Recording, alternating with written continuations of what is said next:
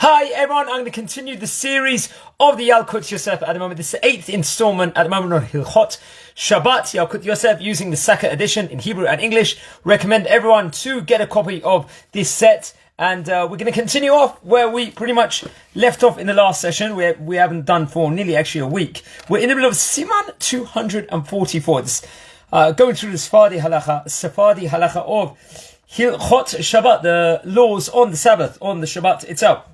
I'll tell you where we concluded in the last one. We were on Siman 244 in the 7th installment, which we just talked about within regards to building materials on Shabbat, within regards to if they deliver it on the Shabbat itself. I related over. And now we are going to talk about hosing down concrete. If someone's got a structure or something like that. We're talking, this whole topic is discussing labor performed by a non-Jew for a Jewish person also. So we are now on halacha number 8, that is naturally chet in Hebrew, and let's try and finish this siman in today's session, Be'ezrat Hashem Yitbarach. I would like to, this is in memory of Rabbi D's wife and 2 daughters who were murdered back in Pesach. And this is in their memory. This whole series is. Okay, so we're talking about hosing down concrete here. So I'll say in Hebrew and in English naturally. And I'll try and transliterate it as I go along and give a summary at the end. Okay, so מי שיצא גג ויש צורך לשפוך מים על הגג מספר ימים אחרי יציקה. אין להיתר ליצוק מים בשבת. So what's it saying over here? After having cement poured to create a roof, or remember we're building a housing structure or a synagogue structure or whatever it might be, it is necessary to hose it down with water for several days so that the concrete will set properly. It's however forbidden to hire a non-Jew to do this work on Shabbat, even if one hires this specific non-Jew on the basis of kabbalanut, and it is certainly forbidden to hire a Jewish person for this job, naturally, all the more so. Kol shekei, over here.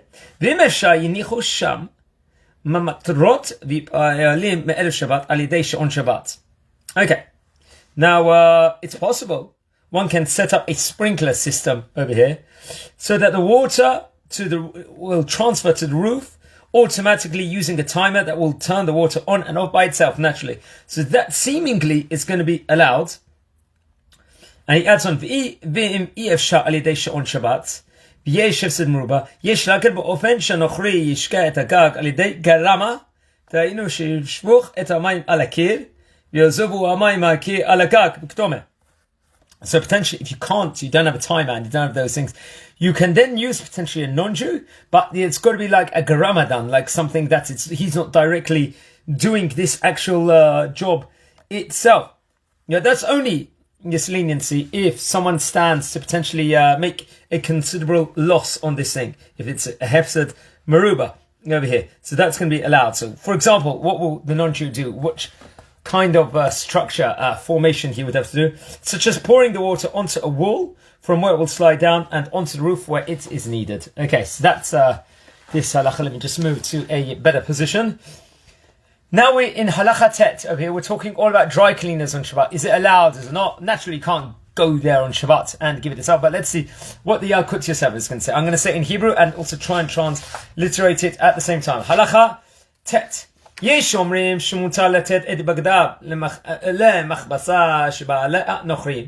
אפילו אם הנוכרי מכבס בשבת. There are those that say that you can give your suits, or whatever it is, chalifot, or garments, to the dry cleaning company, to non-Jewish one, and even if they could actually do this on Shabbat itself, but remember you can't give it on Shabbat itself. You're not telling him specifically to do this working on Shabbat itself. ואפילו בגד שמכירים שהוא שייך ליהודי, כיוון שאין הכל מכירים של מי הם בגדים, אלא יש לתת. Even if this garment is going to be a Jewish garment over here, because it's not under everyone's eyes, this is a Jewish garment. ויש חולקים, there are those that argue on this. בסוברים, they explain. שכל שנראה שהוא בגד של ישראל כגון טלית, if, for example, you're giving something that's a talit, over here, or me'il, or shel rabbanim. You're wearing a coat. You know, the rabbanim also, some of them wear coats. Even kittles, v'kdomer. And they're like, asur mosro lechabas nochri, shich basen b'shabbat. Then you cannot give it to a non-Jewish person that naturally is going to do it on Shabbat. But if someone's going to be lenient on this, there is an opinion to rely on. Nowadays, people use this kabbalanot formula over here. If you're going to give it on the Friday itself, and you're going to take it on Sunday itself, 2 days later, 2-day threshold, יש אומרים דהווה כאומר לא לכבס בשבת מאחר ואי אפשר באופן אחר במקום צורך יש להקל גם בזה.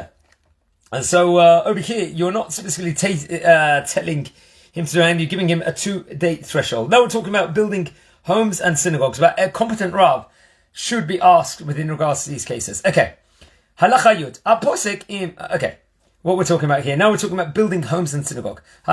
Haposek im agoy שיבנה לו את ביתו, או לקצור את שדהו.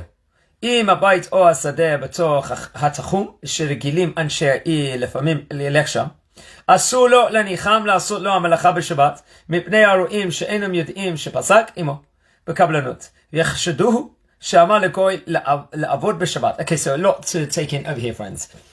If someone wishes to engage non-Jews to build a house or to harvest a field, and that building site or field is in an area frequented by Jewish people on Shabbat itself, on the Shabbat days, it is forbidden to allow the non-Jews to build or harvest on Shabbat, even if they were hired on the basis of kabbalanot over here. This is a more more strict opinion over here. Now, over here, to add on to it, if they would perform their labor on Shabbat, the passerby might suspect that these workers were hired to work specifically on Shabbat and not on a basis of kabbalanot. The same rule applies where one hires non-Jews to, let's say, to refurbish one's house or to make different repairs. One may not allow the workers to continue their activities on Shabbat. This is how we start over here.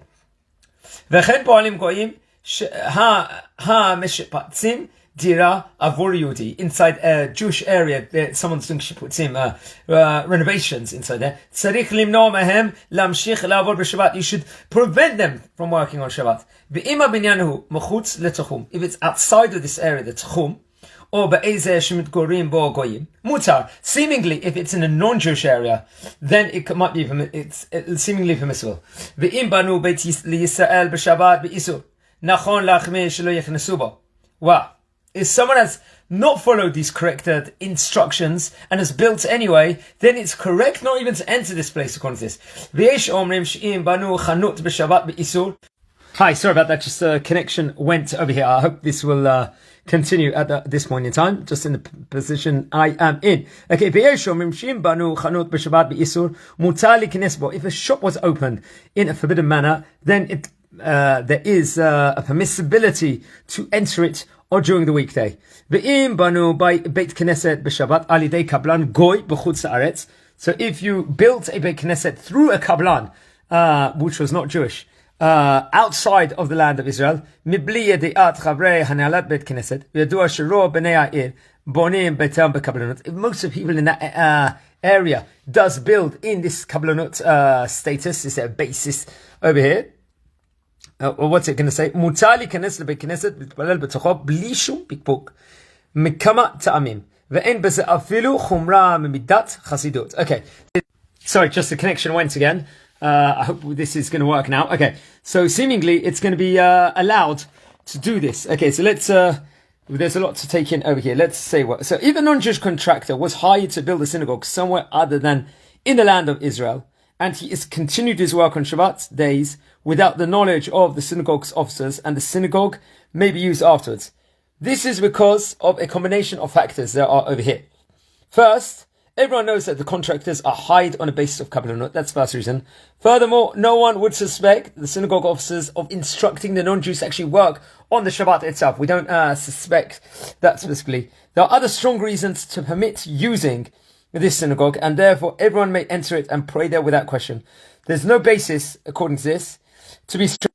Sorry, there's just a very bad connection. So over here in this case, there's no basis to be strict with regards to this. If the building site or the field is outside of the city limits and beyond the Tehum on the Tehum Shabbat, so that there is no possibility of a Jew passing by it on Shabbat, or if it is in a city where only non-Jews reside, naturally, as I stated before, the workers may use it. So let's try and do one more halacha, because sorry, just the connection's very bad, so we'll try and do one more halacha here, and then we have to cut it short. Yud Aleph over here. We are now talking about cleaning hallways. What's the din within regards to that on Shabbat? Nochri hashotef et ritzbat cheder madrigot b'Shabbat ve'eno regil bezeh la'asot ken b'Shabbat yesh la'elim mimenu ayin ve'en tzarich la'afsiko. Okay, what's it saying over here? If one hires a non-Jew to clean the hallway of an apartment building regularly, on a common basis over here, and on one occasion the cleaner came and began mopping the floors on Shabbat, unstructured naturally, the residents of the building may let him finish his work, since no one asked him to do that work on Shabbat itself. It wasn't regular, we didn't tell him, it wasn't expected also. If it's